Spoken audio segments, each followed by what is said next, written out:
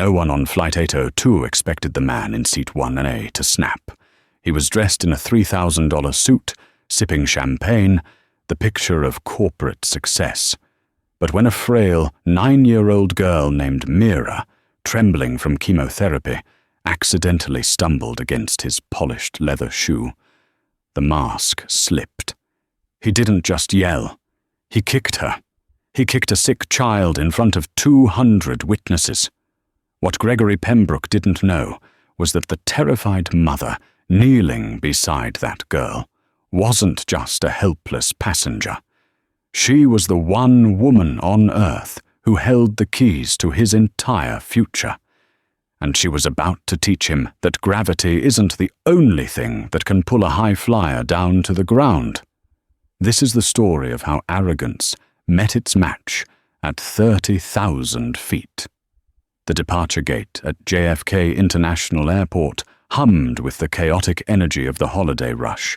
Snow flurried against the floor-to-ceiling windows, promising delays that had already turned the terminal into a pressure cooker of frayed nerves and stale coffee. Sabrina Horton adjusted the strap of her worn canvas tote bag, her knuckles white. With her other hand, she gripped the handle of a wheelchair. Slumped inside was her daughter, Mira. At 9 years old, Mira looked closer to 6. Her skin had the translucent quality of parchment, and a knit beanie was pulled low to cover the patchy hair loss from her latest round of radiation. "Mommy," Mira whispered, her voice rasping like dry leaves. "My chest hurts." Sabrina knelt immediately, ignoring the glares of the businessman rushing past them to the priority access lane. She smoothed the blanket over Mira's knees. "I know, baby. I know. We're almost on the plane. The doctor in Zurich is the best. He's going to fix this. Just hold on for me." This trip was a Hail Mary. The experimental treatment in Switzerland was the last option on a very short list. Sabrina had liquidated her 401k, sold her car, and taken a second mortgage on her small house in Queens to afford the economy tickets. "Excuse me, you're blocking the flow," a clipped voice said from above. Sabrina looked up. A tall man in a navy cashmere coat stood there, checking a Rolex that cost more than Sabrina's house. He didn't look at her. He looked through her, his eyes fixed on the gate agent. This was Gregory Pembroke, though Sabrina didn't know his name yet. She only saw the sneer of a man who viewed the world as a series of obstacles to be removed. "I'm sorry," Sabrina murmured, maneuvering the wheelchair to the side. "She's not feeling well." Gregory sidestepped them with exaggerated care, as if poverty were contagious. If she's that sick, perhaps she belongs in a hospital, not a public airport spreading germs. He flashed a gold medallion status card to the gate agent and breezed through the pre-check lane without looking back. Sabrina swallowed the lump of rage in her throat. She couldn't afford a scene. She needed to get Mira on this plane. When they finally reached the counter, the gate agent, a kind-faced woman named Brenda, frowned at her screen. "Mrs. Horton, I see here you're in 42B and 42C, right by the rear lavatories." Brenda looked at Mira, who was shivering despite the airport's heating. "That's going to be a rough ride. The turbulence is worse in the back, and the draft—" "It's all we could afford," Sabrina said quietly. Brenda typed furiously for a moment. She glanced around, checking for her supervisor, then lowered her voice. "Look, Flight 802 is oversold in economy, but we have 2 no-shows in business class. First row, plenty of legroom for the wheelchair transfer, and it's warmer." Sabrina's eyes widened. I can't pay for an upgrade." "Did I ask for payment?" Brenda winked, printing 2 new boarding passes. "Merry Christmas, honey. Get her to Zurich." Tears pricked Sabrina's eyes as she took the tickets. "Thank you. You have no idea what this means." They boarded last. The transition from the frenetic terminal to the hushed luxury of the business class cabin was jarring. Soft jazz played over the speakers. The air smelled of expensive cologne and heated nuts. They made their way to row 1. Mira moved slowly, her legs wobbly as she stood up from the aisle chair to transfer to seat 1B. Sabrina supported her weight, whispering encouragement. That was when the trouble started. Seat 1A was occupied by Gregory Pembroke. He had already spread out, his laptop open, a glass of champagne balancing precariously on the armrest between his seat and Mira's. His coat was draped over the back of Mira's seat, claiming the space. "Excuse me," Sabrina said politely. "I think your coat is on my daughter's seat." Gregory didn't look up from his spreadsheet. "This row is usually empty. I prefer the extra space. Find somewhere else." "We can't," Sabrina said, her voice firming up. "These are our assigned seats, 1B and 1C. Gregory finally looked up. His eyes narrowed as he took in Sabrina's faded jeans and Mira's pale, sickly appearance. "You must be mistaken. This is business class. The zoo is in the back." "Check the ticket," Sabrina said, holding it out.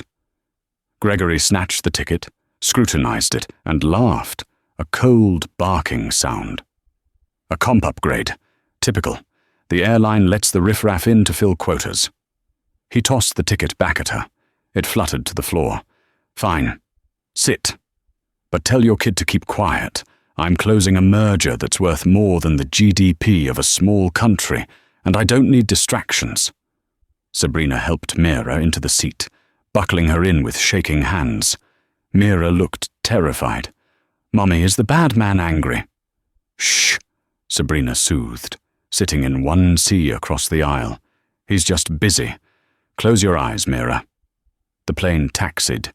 The engines roared. Sabrina prayed for a smooth flight. But as the wheels left the tarmac, the cabin tilted and gravity took hold. The fasten seatbelt sign flicked off 20 minutes into the flight. The cabin crew began the service, moving silently down the aisles. Mira fell asleep quickly, exhausted by the exertion of boarding. However, her sleep was restless.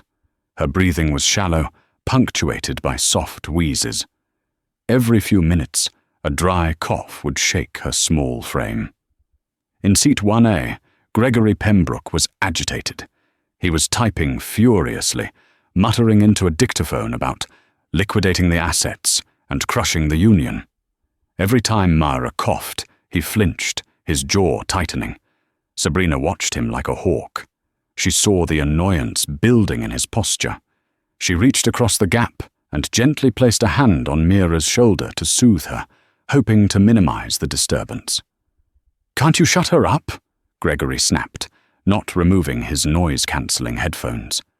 "That hacking is disgusting."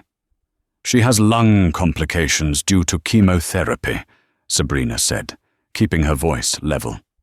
"She can't help it." "Then she shouldn't be flying," Gregory retorted. "She's a health hazard. I have a meeting with the board of directors in Geneva tomorrow. If I get sick because of your negligence, I will sue you for everything you have, which, judging by your shoes, isn't much." Sabrina bit her tongue. "Don't engage," she told herself. "Just get to Zurich." An hour passed. The turbulence Brenda had warned about began to manifest. The plane dipped suddenly, dropping a few hundred feet in an air pocket. Mira woke up with a start. Disoriented and nauseous from the sudden drop, she gagged. She fumbled for the sickness bag in the seat pocket, but her weak fingers couldn't grip it in time. She didn't vomit, but she pitched forward, a violent coughing fit overtaking her. In her struggle, her foot kicked out. It was a soft impact. Her sneaker, barely tied, brushed against the calf of Gregory's tailored trousers. It left a tiny smudge of dust on the dark fabric. The reaction was instantaneous and disproportionate. Gregory roared. He slammed his laptop shut and spun in his seat. "You filthy little brat!" Before Sabrina could react, Gregory lashed out. He didn't just push her leg away. He drove the heel of his leather Oxford shoe into Mira's shin. It was a vicious, calculated kick delivered with the force of a grown man. A sickening thud echoed in the quiet cabin. Mira screamed. It was a high, thin sound of pure agony that cut through the drone of the engines. She curled into a ball, clutching her leg, tears streaming down her face instantly. "What are you doing?" Sabrina shrieked, unbuckling her belt and throwing herself across the aisle. She shielded Mira's body with her own. "You kicked her! You kicked a child!" Gregory stood up, towering over them in the confined space. He wiped his pant leg with a napkin, his face twisted in disgust. "She touched me. Look at this. Dirt on a $3,000 suit. You people have no respect for personal property." "She's sick!" Sabrina yelled, checking Mira's leg. A dark bruise was already forming on the girl's fragile, pale skin. She stumbled. "She's 9 years old." "She's a liability," Gregory spat. "And you're a bad mother for dragging a dying animal into a public space." The entire business-class cabin had gone deathly silent. A passenger in row 2, a young man named Liam, stood up. "Hey pal, that's enough. You can't hit a kid." "Sit down," Gregory barked at Liam, "unless you want to be blacklisted from every financial institution in New York. Do you know who I am? I am Gregory Pembroke. I own half the city." A flight attendant, Jessica, rushed forward from the galley, her face pale. "Sir, please sit down. What is going on here?" "This man kicked my daughter," Sabrina said, her voice shaking with a cold, terrifying rage. She stood up slowly, turning to face Gregory. The tears were gone from her eyes. In their place was something much harder. He assaulted a minor," Jessica stammered, looking between the sobbing child and the furious executive. "Sir, is this true?" "I defended myself," Gregory scoffed, adjusting his tie. "The girl attacked me. I merely pushed her away with my foot. If she bruises easily, that's a defect in her biology. Not my fault." Jessica looked at Sabrina. "Mom, I can move you and your daughter to the galley for medical attention, but—" "No," Sabrina said. Her voice was quiet now, dangerously calm. She didn't look at Jessica. She stared directly into Gregory's eyes. "We aren't moving." "I demand you move them," Gregory said. "I paid $5,000 for this seat. I paid for peace and quiet. Get them out of my sight." Sabrina reached into her tote bag. She didn't pull out a weapon. She didn't pull out a phone to record him. She pulled out a simple, leather-bound notebook. "You said your name is Gregory Pembroke," Sabrina said. "That's right. Google it. Tremble at it. I don't care." Sabrina opened the notebook. Her hand was steady. "And you're flying to Geneva for a board meeting, a merger." Gregory paused, a flicker of confusion crossing his face. "Everyone knows that. It's in the Financial Times. What is this? You want an autograph?" "No," Sabrina said. She closed the notebook. "I just wanted to be sure." She sat back down in seat 1C. She turned her back on him completely, focusing entirely on Mira. She kissed her daughter's forehead and whispered, "It's okay, baby. The bad man made a mistake. A very big mistake." Gregory laughed, looking around the cabin for validation. "Unbelievable. Crazy woman." He sat back down, opened his laptop, and aggressively signaled Jessica. "Stewardess, more champagne, and bring me a wet wipe. I need to disinfect my suit." The plane droned on, but the atmosphere had shifted. The air was heavy with the static of a storm that hadn't yet broken. Gregory Pembroke thought the incident was over. He thought he had won because he was loud and rich. He had no idea that Sabrina Horton wasn't just a mother from Queens. He had no idea that the merger he was flying to close depended entirely on the signature of a reclusive majority shareholder, a shareholder who had never attended a meeting in person, but who was rumored to be traveling to Europe for personal reasons. Sabrina took a deep breath. She didn't look at Gregory, but she could hear him typing. She waited. The flight had 7 hours left. She only needed one.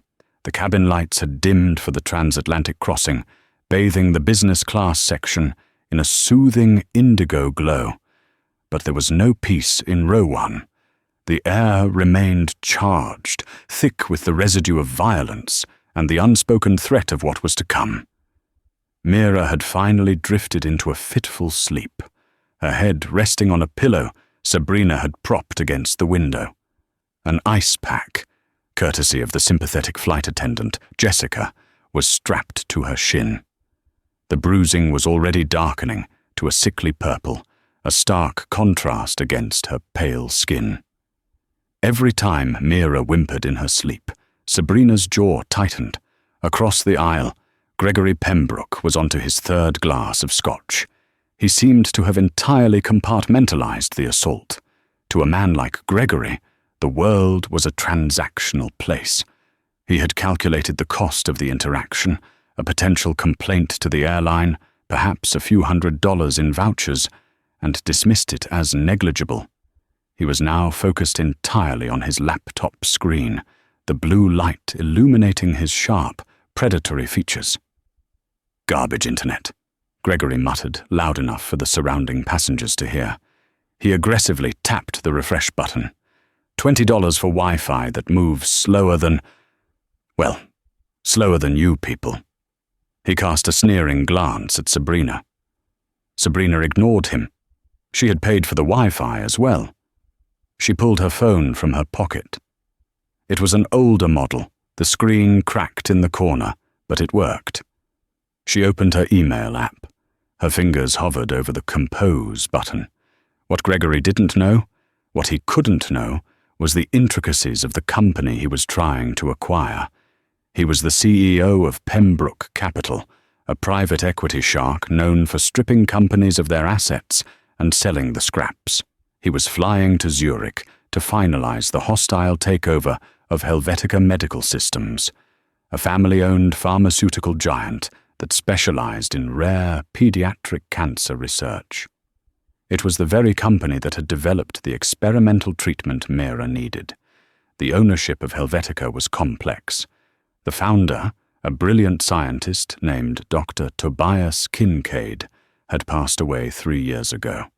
He had left 51% of the voting shares, the controlling interest, to his silent partner and wife.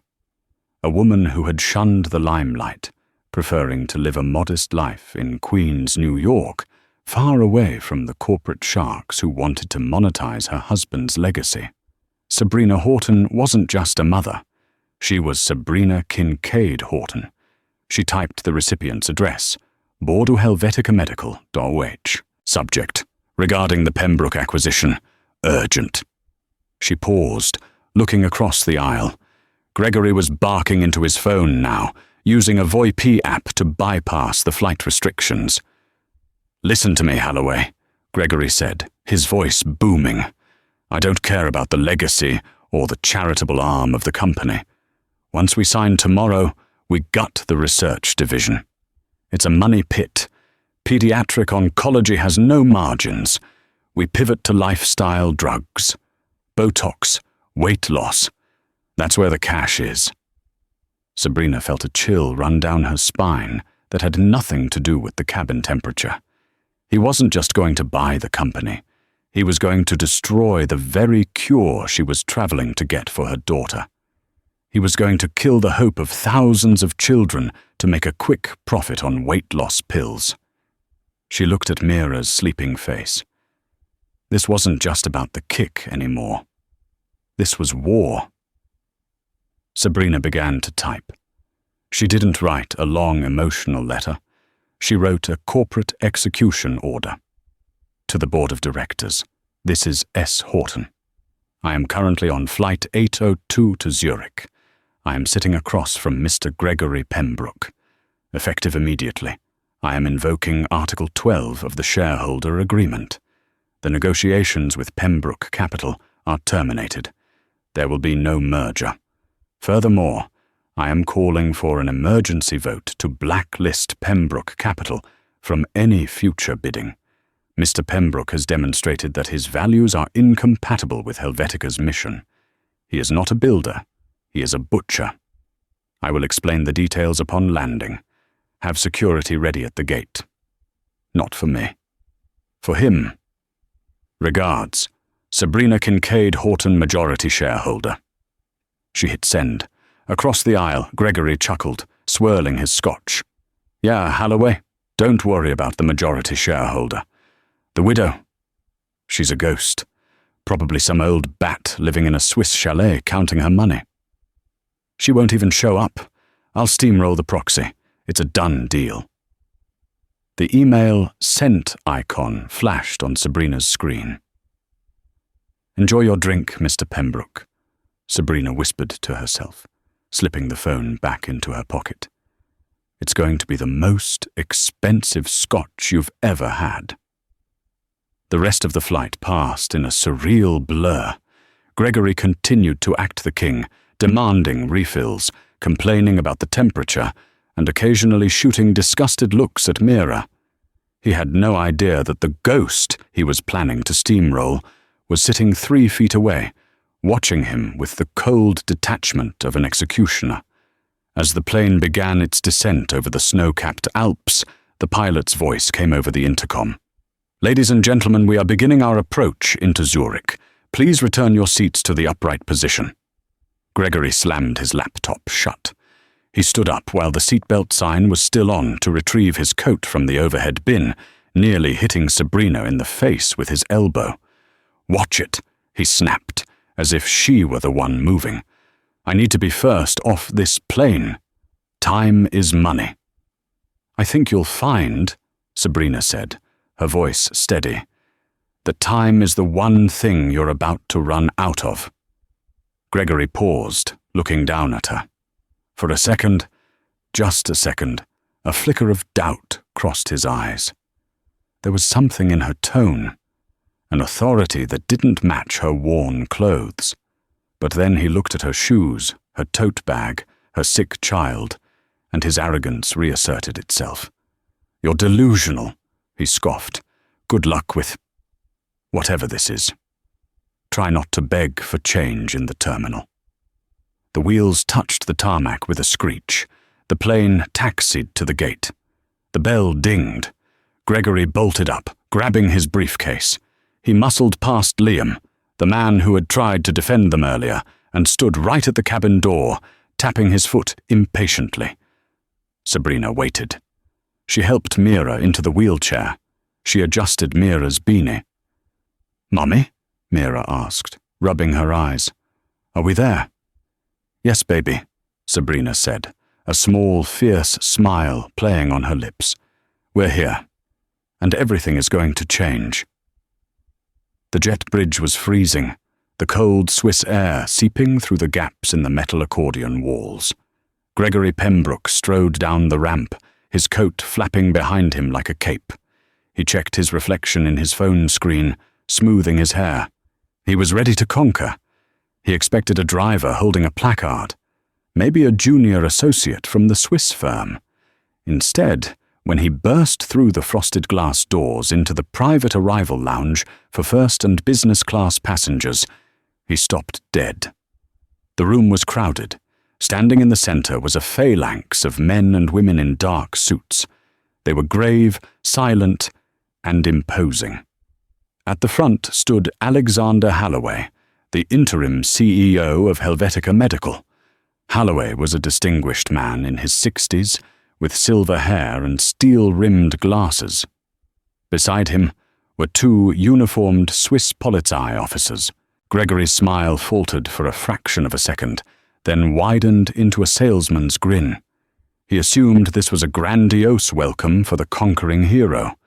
Alexander, Gregory boomed, dropping his briefcase and extending his arms.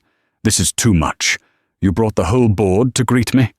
I love the Swiss efficiency. He walked toward Halloway, hand extended for a shake. Halloway did not raise his hand. He didn't smile. He stared at Gregory with a look of profound distaste, his hands clasped firmly behind his back. Gregory slowed down, his hand left hanging in the air. The silence in the lounge was deafening. Passers-by were stopping to watch. "Alexander?" Gregory asked, his voice dropping an octave. "What's going on? Is there a problem with the paperwork?"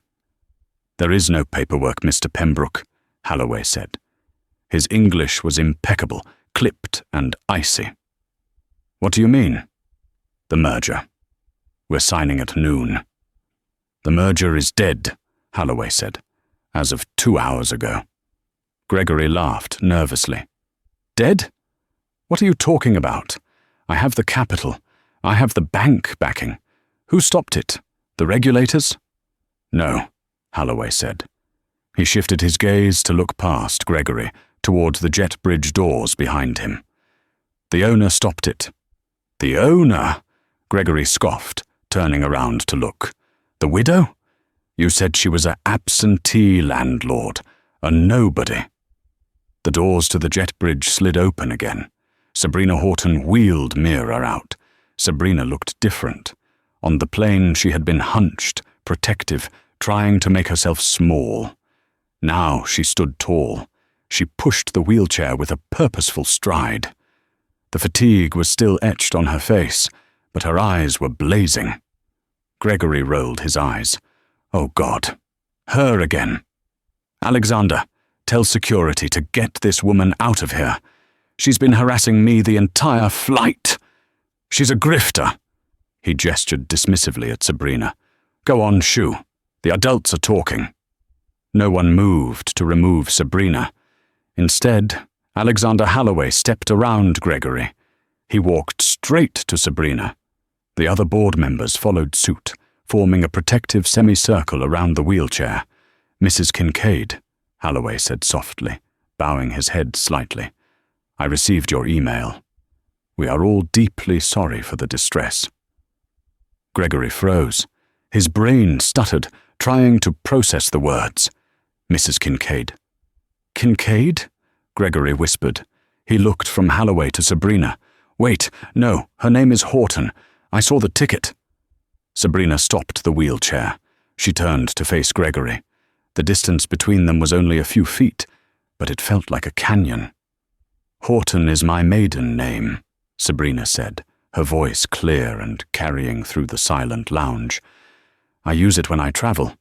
It helps me avoid parasites who only want me for my husband's money. Parasites like you." Gregory's face drained of blood. He looked like he had been slapped. He looked at the wheelchair, at the bruised leg of the little girl, and then back at the woman in the worn jeans.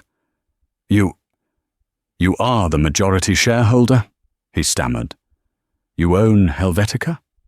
"I do," Sabrina said. "And as I told you on the plane, I don't like distractions, and I certainly don't like men who kick sick children."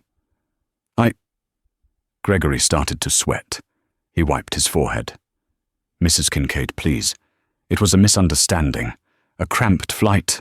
Tempers flared. If I had known who you were—" "That," Sabrina interrupted, stepping closer, "is exactly the problem. If you had known who I was, you would have treated me with respect. You would have offered to help. You would have been charming." She pointed a finger at his chest. "You didn't kick my daughter because she kicked you. You kicked her because you thought she was nobody. You thought she was weak. You thought we were trash because we didn't have a $3,000 suit." "I can explain," Gregory pleaded, looking at the board members who were watching him with open disgust. "This is a business deal. Billions are at stake. You can't let a personal tiff derail a billion-dollar merger." "It's not a tiff," Holloway interjected. "It's assault." Holloway nodded to the police officers. The 2 Swiss officers stepped forward. They were large men, efficient and unsmiling. "Mr. Gregory Pembroke," the first officer said. "Yes?" "We have a complaint filed against you for assault on a minor, causing bodily harm, on an international flight inbound to Zurich. We also have witness statements from the flight crew transmitted ahead of landing." "Arrest?" Gregory squeaked. "You can't arrest me. I'm an American citizen. I have rights. You have the right to remain silent, the officer said, grabbing Gregory's arm and twisting it behind his back. The handcuffs clicked, a sharp, metallic sound that echoed the earlier thud of his kick. "Sabrina! Mrs. Kincaid!" Gregory yelled as he was spun around. "Be reasonable. We can settle this. Name your price. I'll pay for the girl's treatment. I'll buy her a hospital." Sabrina knelt down next to Mira. She adjusted the blanket, ignoring the man screaming her name. "My daughter doesn't need your money, Mr. Pembroke," Sabrina said, not looking up. "She owns the hospital." The officers began to drag Gregory away. He struggled, his expensive shoes skidding on the polished floor, the same shoes he had used as a weapon. "You're making a mistake," Gregory screamed, his voice cracking as he was hauled toward the exit, passing the stunned onlookers. "I am Gregory Pembroke. I am the future." "Not anymore," Holloway murmured. As the doors closed on Gregory's shouting, a hush fell over the lounge. Holloway turned back to Sabrina, his expression softened. "Sabrina," he said gently, "we have a car waiting, and Dr. Weber is prepped and waiting at the clinic. He's reviewed Mira's latest scans. He thinks he can help." Sabrina let out a breath she felt like she had been holding for 10 hours. Her shoulders slumped, the titan of industry vanished, and the exhausted mother returned. "Thank you, Alexander," she whispered. "And regarding the merger?" Holloway asked. "The market will react poorly to the cancellation." Sabrina stood up and grabbed the handles of the wheelchair. "Let them react," she said. "We aren't selling. Not to him. Not to anyone like him. We're going to run this company the way Tobias wanted. We're going to save lives, not margins." She began to push Mira toward the exit, surrounded by her executives. "But first," Sabrina said, "I need to get my daughter a hot chocolate. She's had a very long day." Gregory Pembroke spent his first night in Zurich, not in the penthouse suite of the Dolder Grand, but in a holding cell that smelled of bleach and despair. His lawyer, a frantic man named Preston, arrived the next morning, looking disheveled. "It's bad, Greg," Preston said, sitting across from him in the interrogation room. "It's really bad." "Get me out of here," Gregory hissed. "Pay the bail. Bribe the judge. I don't care. Just fix it." "I can't just fix this," Preston said, pulling out a tablet. "Have you seen the internet?" "I don't care about the internet." "You should." Preston slid the tablet across the metal table. On the screen was a video.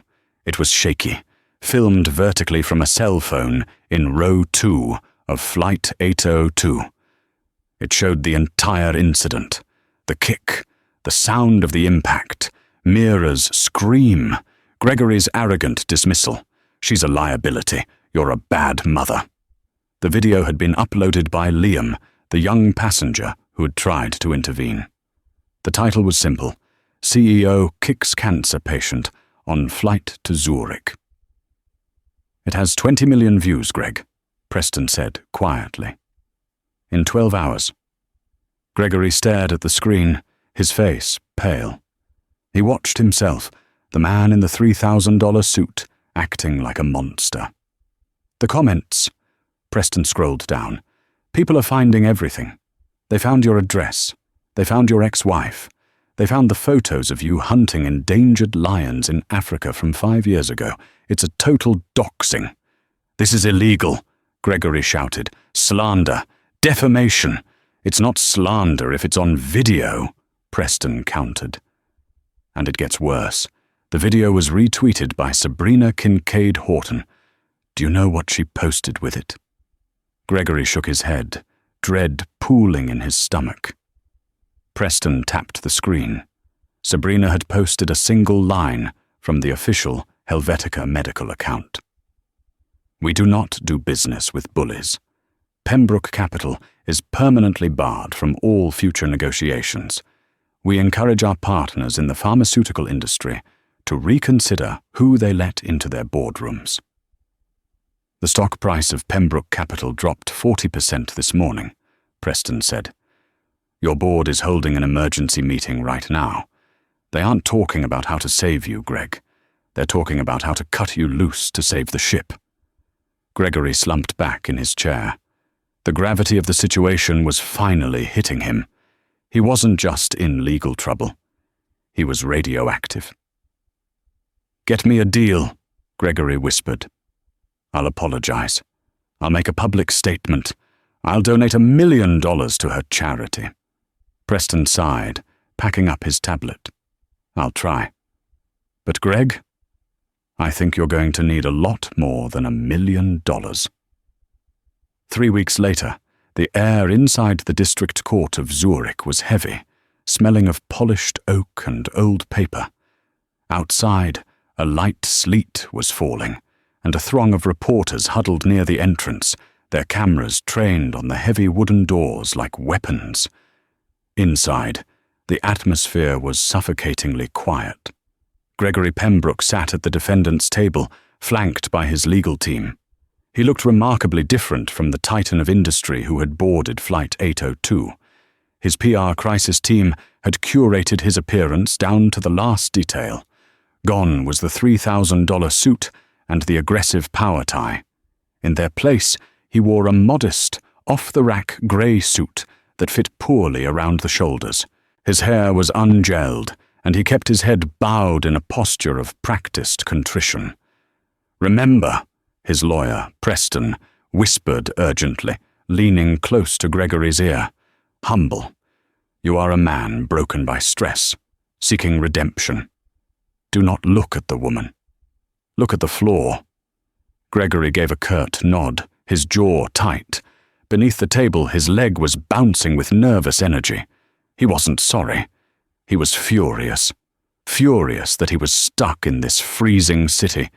Furious that his assets were frozen, and furious that he had to perform like a circus animal for a woman he considered beneath him. He just wanted this over. He had done the math. Everyone had a price. On the other side of the aisle sat Sabrina. She didn't need a PR team. She wore a simple navy blazer and trousers, her hair pulled back in a neat bun. She sat with a stillness that commanded respect. Next to her, in the front row of the gallery, sat Mira. The little girl was coloring in a book, her legs swinging gently. She looked better, healthier. The bruises on her shin had faded to yellow echoes, but the memory of the violence hung in the room, like smoke. The presiding magistrate, Judge Richter, entered the chamber. He was a severe man with steel-rimmed glasses and a reputation for having zero tolerance for theatrics. He adjusted his robes and looked down his nose at the defense table. "Mr. Pembroke," Judge Richter said, his voice echoing in the high-ceilinged room, "we are here to address the preliminary motions regarding the civil suit for damages and the restraining order filed by Mrs. Kincaid. You may make your statement." Gregory stood up slowly. He took a shaky breath, a theatrical touch Preston had suggested. "Your Honor," Gregory began, keeping his voice low and trembling, "I stand before you, a deeply ashamed man. The incident on the plane, it was a nightmare. I had been awake for 48 hours, working on a deal to save thousands of jobs. I was under immense, crushing pressure." He paused, risking a glance at the judge to see if the sympathy was landing. Richter's face remained a stone mask. "It was a momentary lapse in judgment," Gregory continued, pressing his hand to his chest. "I am not a violent man by nature. I snapped, and I regret it every single moment of every day. But I want to make it right. I don't want to drag Mrs. Kincaid or her brave daughter through a long, painful trial." Gregory straightened up slightly, pivoting to his real strategy. "To that end, I am prepared to offer an immediate settlement of $5 million to Mrs. Kincaid and her daughter, for their medical bills, for their pain, and to help them move forward." A collective gasp rippled through the spectators in the gallery. Even the court stenographer paused. $5 million was a staggering sum, life-changing money for almost anyone. Gregory kept his head down, but a small, smug smile touched the corners of his mouth. There, he thought. That's the checkmate. She's a single mother from Queens. She'll take the money, sign the NDA, and I'll be back in New York by dinner. The silence stretched. All eyes turned to Sabrina. Sabrina didn't look at her lawyers. She didn't consult with anyone. She simply stood up. She walked to the microphone stand in the center of the aisle, her movements deliberate and calm. "Mrs. Kincaid," the judge asked, "do you wish to respond to the defendant's offer?" "I do, Your Honor," Sabrina said. Her voice was clear, devoid of the trembling fear she had shown on the plane. She turned slightly, not to look at the judge, but to look directly at Gregory. For the first time since the flight, their eyes locked. Gregory flinched. There was no anger in her gaze, only a terrifying clarity. "Mr. Pembroke thinks money is the universal solvent," Sabrina said, her voice carrying to the back of the room. "He believes that dignity can be bought, that trauma has a price tag, and that his bank account excuses his cruelty. He thinks he can write a check to erase the memory of his shoe striking my sick child." She gestured to Mira, who looked up from her coloring book, watching her mother with wide eyes. $5 million is a lot of money," Sabrina acknowledged. "But Mr. Pembroke seems to have forgotten who I am. I don't need his money.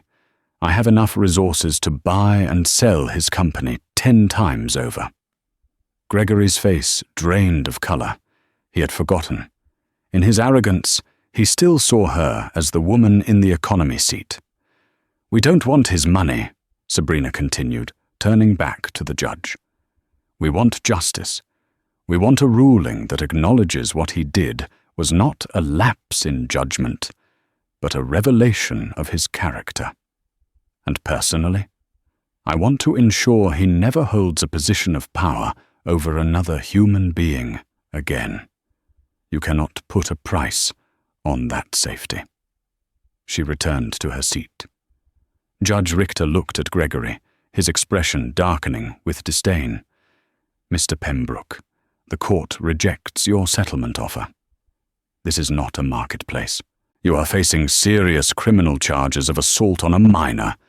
You cannot buy your way out of a Swiss courtroom." "But," Gregory stammered. "Silence!" Richter snapped.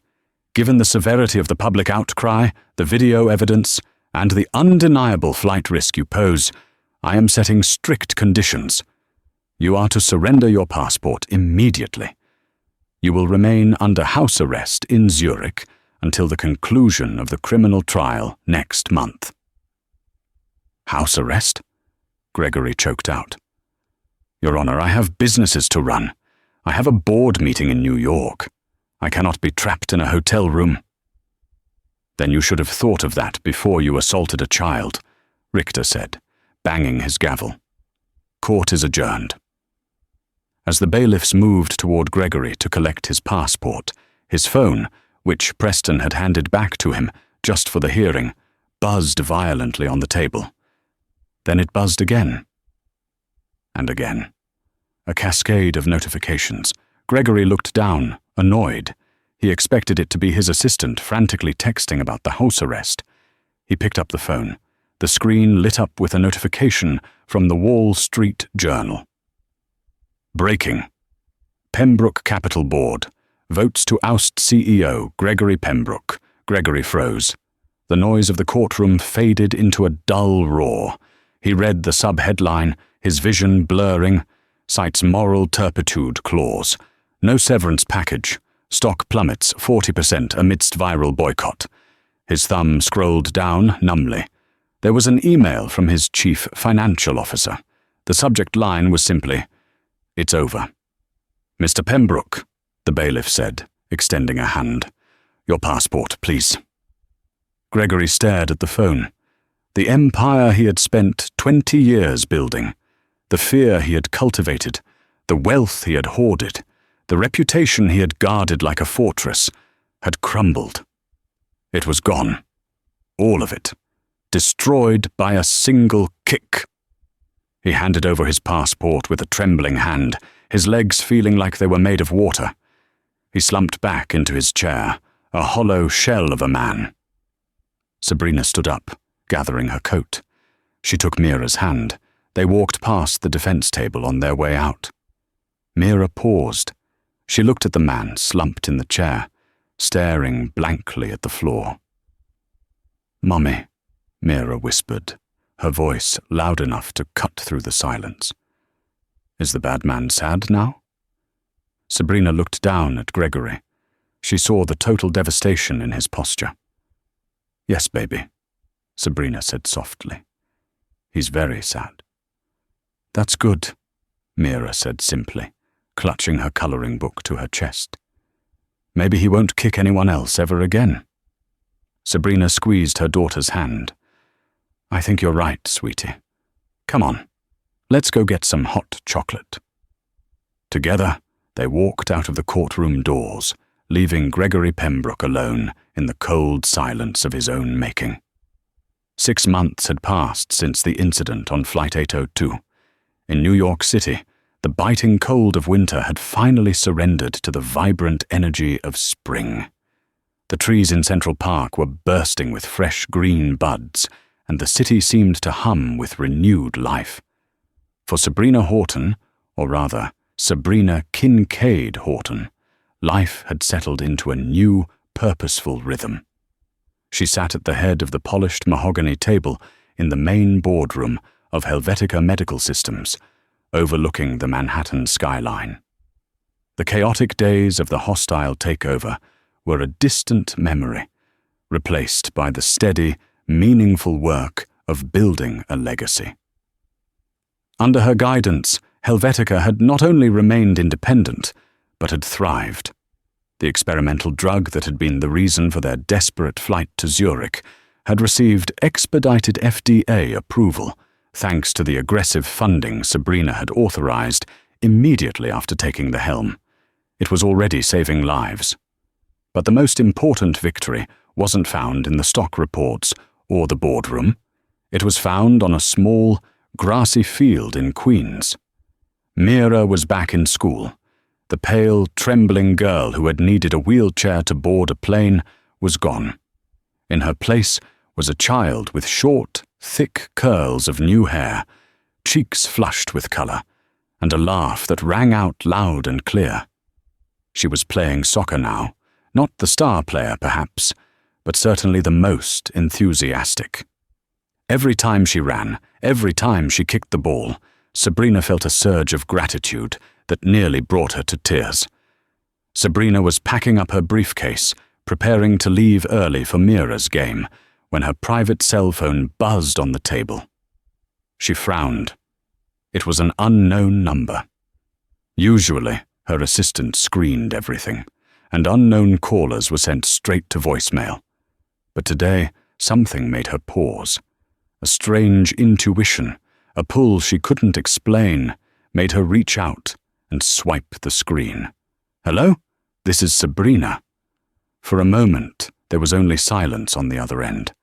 Just the sound of heavy, uneven breathing, and in the background, the faint, mechanical beep of a forklift reversing. "Mrs. Kincaid?" The voice was unrecognizable at first. It was raspy, broken, stripped of all its former cadence. It lacked the booming authority, the polished arrogance that had once filled the business-class cabin of a transatlantic flight. Sabrina stiffened, her hand tightening on the phone. "Yes, who is this?" It's Greg." Sabrina felt a chill that had nothing to do with the office air conditioning. She hadn't heard that name, or that voice, since the courtroom in Zurich.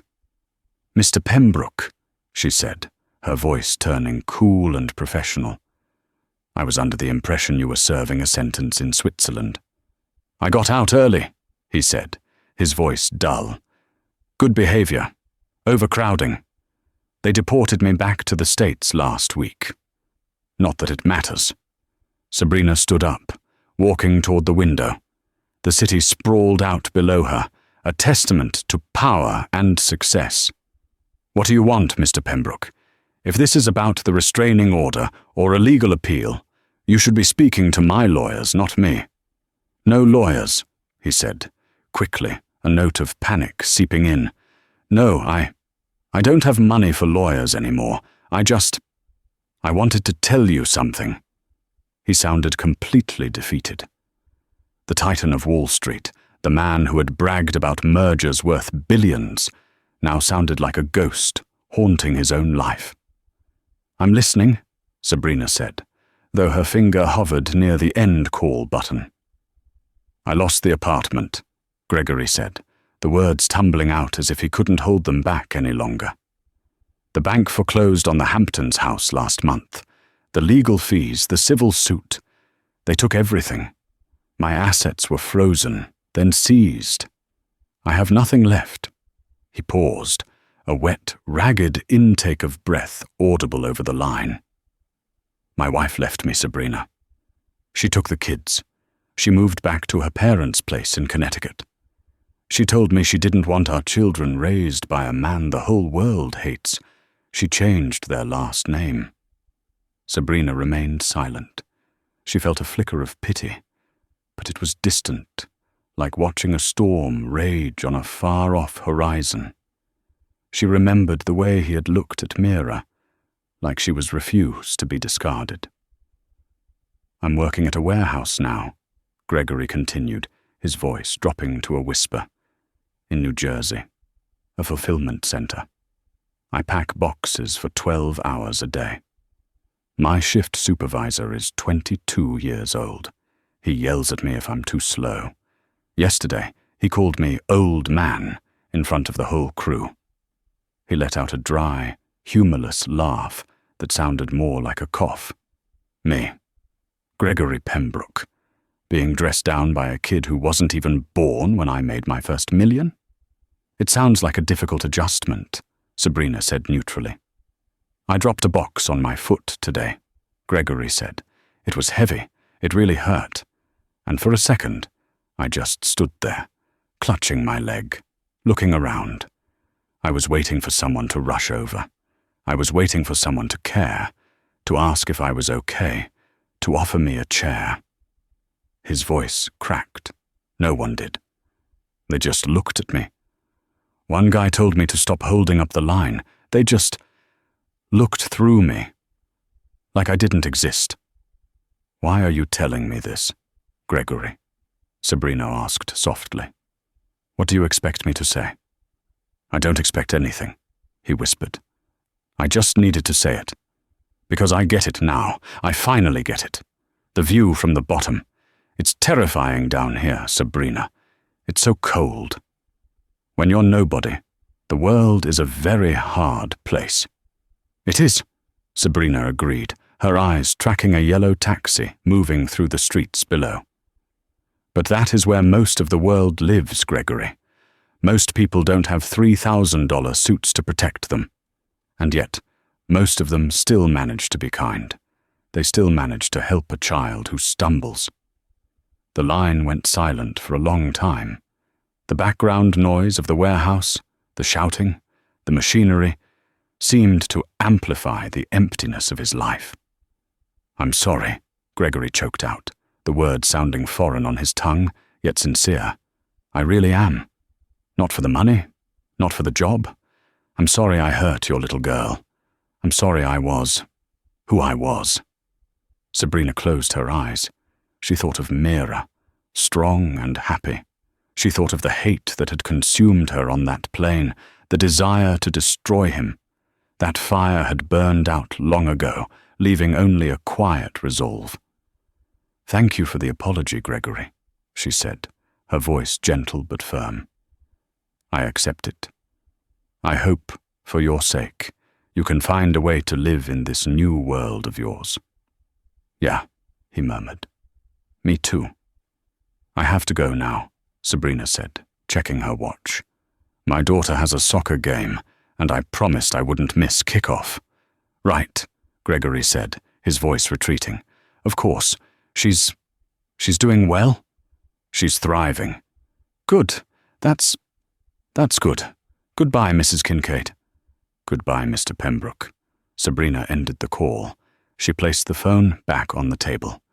For a moment, she stood in the silence of the boardroom, letting the conversation settle.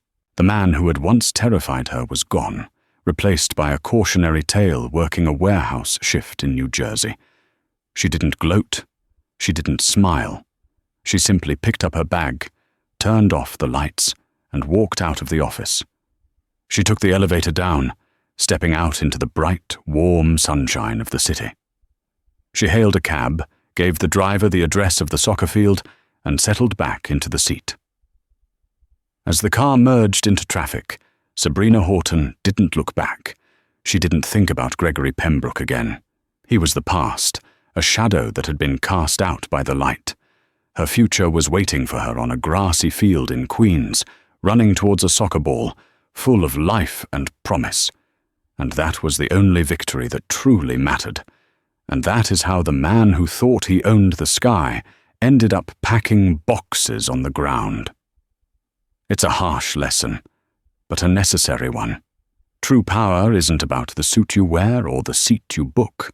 It's about how you treat the people who can do absolutely nothing for you. Gregory Pembroke learned that the hard way. He thought he was kicking a helpless obstacle, but he was actually kicking away the pillars of his own life. What do you think? Did Gregory deserve to lose everything? Or was the punishment too harsh? Let me know in the comments below. I read every single one. And if you believe in karma, hit that like button and share this video with someone who needs a reminder to be kind. Don't forget to subscribe and ring the bell so you never miss a story. Thanks for watching, and see you in the next one.